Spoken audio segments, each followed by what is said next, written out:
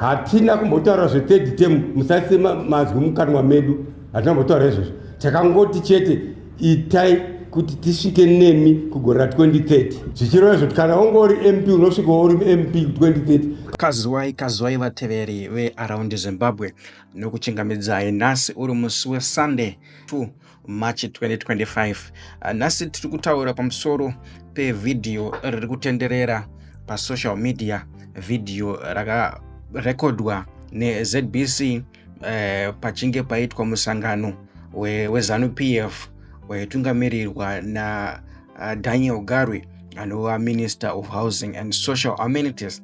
VaGarwe vanozikanwa kuti ndo vevamwe vari kushambadza agenda ya2030 yaPresident Emmerson Mnangagwa, vachiti vaMnangagwa vanofanira kusvika muna 2030 kuti vazadzise vision yavo. VaGarwe vanotsigirwawo nemukuru wamaOVETERIAN anonzi Douglas Mahia. Mumwedzi yapfuura taona kuchiitwa maprogram akasiyana-siyana ayo anoda kutekenyedza pfungwa dzemaOVETERIAN, kusanganisira kuvakira dzimba maOVETERANs, kusanganisira kuvakira zvibhorani pamisha yavo, pamwe nekuvapa mari dzekutanga mabhindauko. Zvose izvi zviri kuitwa kuti vange vachisapota kana kutsigira pfungwa yaPresident Emmerson Mnangagwa yekusvika mugore ra2030. Vhidhiyo iri ndariitira kuti ndinange ndichitsanangura maonero angu andiri kuita nhau iri kutaurwa navaDaniel Garwe. Sekuziva kwenyu, mashoko ainge achitaurwa nevazhinji vanoongorora zvematongerwo enyika muZimbabwe vaiti kuti nhau ya2030 kana kuti President Emmerson Dambudzo Mnangagwa vange vachitonga kusvika muna 2030 panofanirwa kuitwa inonzi constitutional amendment, kureva kuti kunenge kwakuchecheudza bumbiro remutemo reZimbabwe kuti rikwanise kunge richipa Emmerson Dambudzo Mnangagwa simba rokutonga kusvika muna 2030. Vazhinji vaiti panofanirwa kunge pachiitwa mareferendum maviri. Yekutanga ndeyekuti painge pachiitwa amendment yekuti mutungamiriri wenyika akwanise kunge achiita matemu 3 kana kuenderera mberi.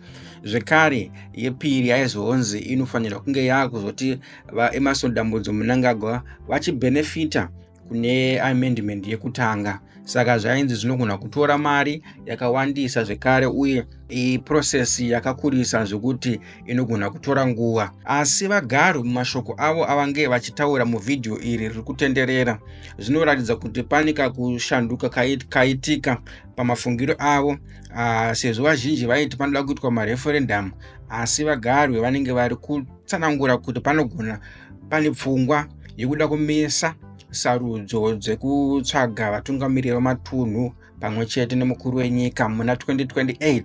Nokuti muvhidhiyo iri vari kutaura vakatarisana zvekare nemakansela pamwe nemamembers of parliament vachiti mukatsigira pfungwa ya2030 iyi, zvinoreva kuti kana wanga uri MP uchasvikawo 2030 uri muparliament, zvakare kana uri kansela unosvikawo mugore ra2030 uri kansela.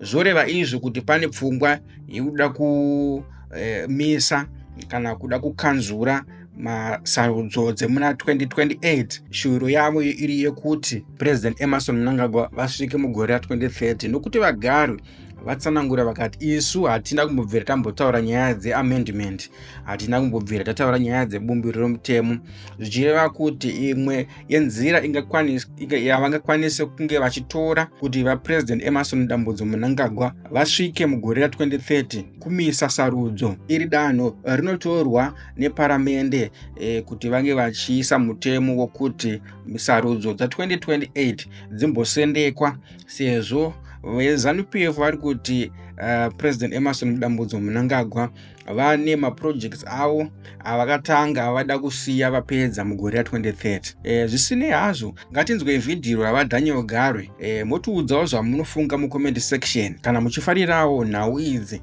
musakangana kusubscribe nekushare. Nokutendai. To work today to persuade the president to be persuaded. We are going to persuade him to understand where we are coming from and where we want him to take us to.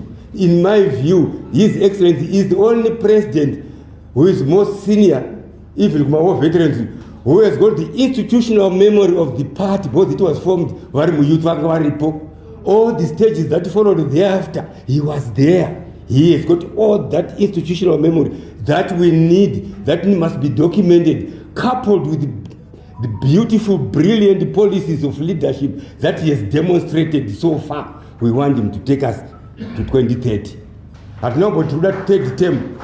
Hatina kumbotaura zve third term. Musasema mazwi mukanwa medu. Hatina kumbotaura izvozvo. Takangoti chete itai kuti tisvike nemi kugora 2030. Zvichireva izvo kana ungori MP unosvika uri MP 2030. Kana ungori kansela unosvika uri 2030. Ndozvo tiri kutaura. Kana usingada unongobva kutoita by election totsi anoda.